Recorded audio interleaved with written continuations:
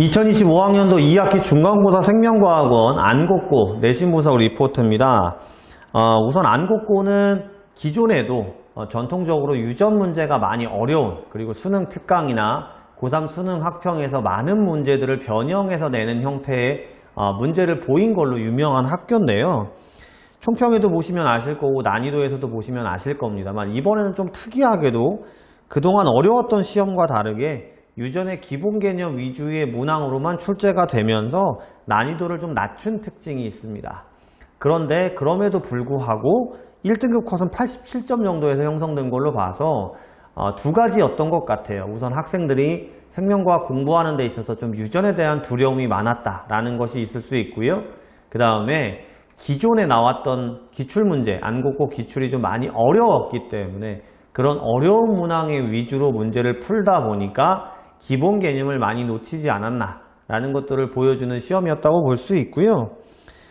객관식 20문항, 논술형 4문항으로 범위가 유전 전체였습니다만 사람의 유전 가계도 2문항 정도를 제외하고는 대부분 좀 기출 변형, 기출 변형이라고 해서 쉬웠다라는 건 아닙니다만 그래도 준킬러 정도의 문제에서 학생들이 많이 접근할 수 있었던 문항들이 출제가 된 걸로 보여지고요. 유전병 문제도 12번의 중복 DNA 상대량 빼고는 기본 그림만 출제가 된 것이 특징이었습니다. 대표 문항 분석을 보시면 염색체부터 감수분열까지가 많은 문항이 출제가 됐고요. 객관식 12문항, 논술형 2문항입니다. 아무래도 2026학년도 개정된 생명과학원에서는 가계도와 그 다음에 유전병 부분이 진로 선택으로 넘어가고 감수분열까지만 남아있기 때문에 그런 부분들을 염두해서 감수분열까지의 문제 난이도나 양을 좀 늘려놓은 걸로 판단이 되고요. 복잡한 연관이나 핵상과 유전자, DNA 상대량 부분의 고난이도 문항은 우선은 출제하지 않았습니다. 8문항 정도가 유전자 DNA 상대량 문제가 나왔는데요. 거의 다 고3 학평 기출에서 변형한 형태였고요.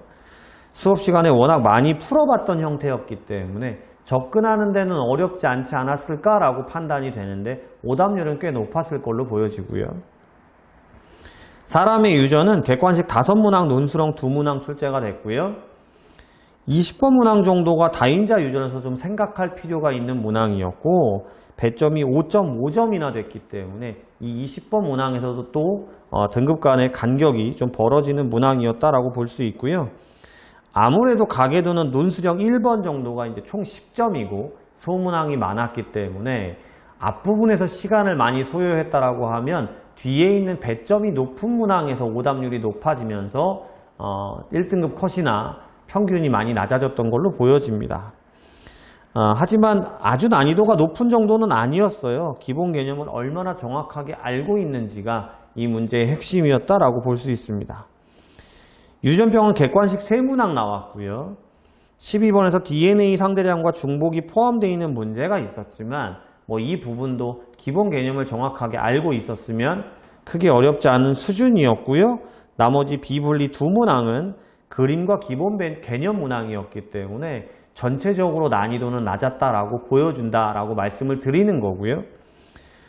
그러니까 이제 내년 안곡고를 시험을 준비하는 학생들은 우선은 기본 개념에 얼마만큼 충실한지, 그리고 기출 변형에서의 준킬러 정도를 자기가 얼마만큼의 시간 내에 풀 수 있는지, 이것이 안곡고 시험 대비의 가장 큰 포인트가 되지 않나라는 걸 보여주는 시험이었다고 할 수 있습니다.